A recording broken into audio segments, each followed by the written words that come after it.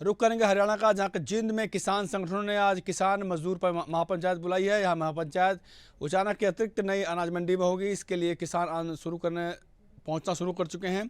अनाज मंडी के गेट पर पुलिस फोर्स तैनात की गई है। इससे पहले शनिवार रविवार रात पुलिस ने पंजाब हरियाणा बॉर्डर को 2 जगह पर कैथल में गोहला चीका और संगतपुरा के पास सीमेंट की बैरिकेडिंग लगाकर पूरी तरह से बंद कर दिया है। संयुक्त किसान मोर्चा गैर राजनीतिक नेता अभिमन्यु कोहाड़ ने दावा किया है कि महापंचायत में हरियाणा के अलावा पंजाब से 50,000 किसान आएंगे। उचाना थाना SHO पवन कुमार ने बताया कि महापंचायत को लेकर किसानों की तरफ से परमिशन नहीं ली गई है, इसलिए चीका में अधिकारियों के आदेश पर बॉर्डर बंद कर दिया गया है। तो महापंचायत से पहले बॉर्डर को उसमें सील किया गया है। कहा गया कि परमिशन नहीं ली गई है।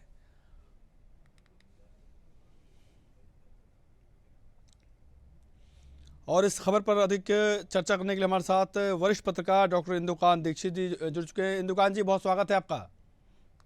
जी नमस्कार अनंत जी। सर, किसान एक बार फिर से लामबंद हो रहे हैं और जिंद में किसान संगठनों ने आज किसान मजदूर महापंचायत बुलाई है। इससे आप किस तरह से देखते हैं? ये क्या नॉर्मल महापंचायत है या इसका भी कोई सियासी मायने निकलता है?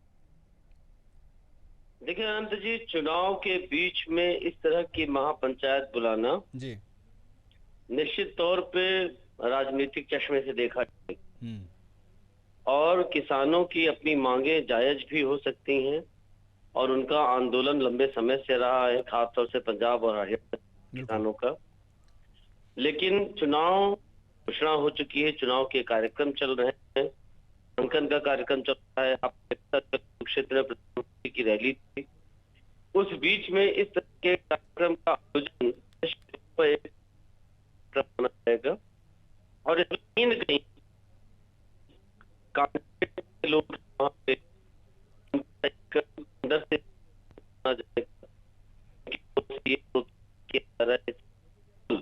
सर, आपकी आवाज प्रॉपर आ नहीं पा रही है। मैं अपनी टीम से कहूंगा कि आपको दोबारा आपसे संपर्क किया जाएगा, क्योंकि बार बार आपकी कट की आवाज आपकी आ रही है।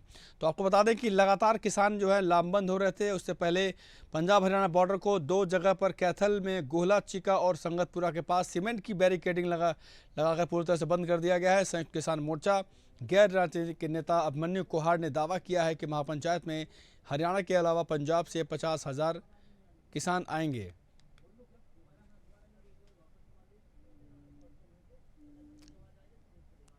ठीक है, हमारे साथ लगातार इंदुकांत जी बने हुए हैं। जी इंदुकांत जी, आप अपनी बात पूरी करिए आप।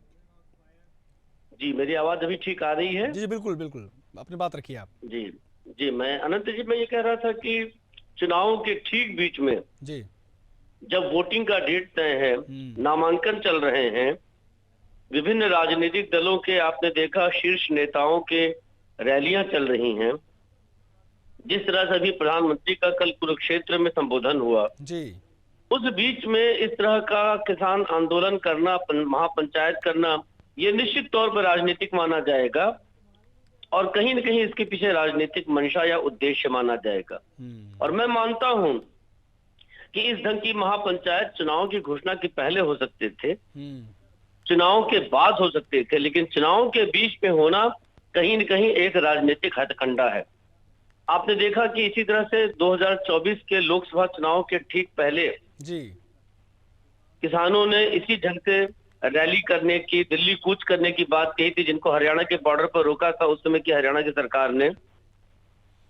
लेकिन चुनाव के कार्यक्रम के बीच में उनका धरना चलता रहा, लेकिन कोई नए कार्यक्रम की घोषणा नहीं हुई और किसानों के उस आंदोलन का कोई खास प्रभाव भी नहीं देखा गया। बिल्कुल।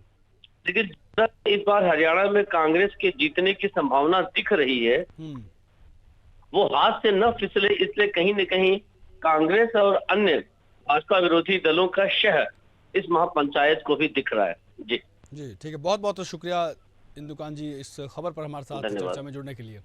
तो कहीं ना कहीं इस पे सियासी चश्मे से भी देखा जा रहा है, जैसा कि हमारे वरिष्ठ पत्रकार इंदुकांत दीक्षित जी ने बताया है कि चुनाव से ठीक पहले इस तरह की जो तस्वीरें सामने आती हैं उसमें कहीं ना कहीं सियासी एंगल रहता है। और 2024 का जो लोकसभा चुनाव से पहले भी किसानों की जो प्रदर्शन था, प्रोटेस्ट था, वो पूरे देश ने देखा था।